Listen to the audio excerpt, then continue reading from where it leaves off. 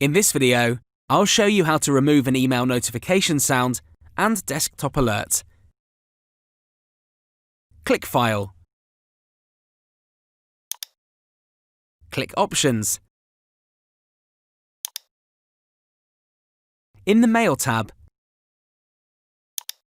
under Message Arrival, to remove the notification sound, untick Play a Sound.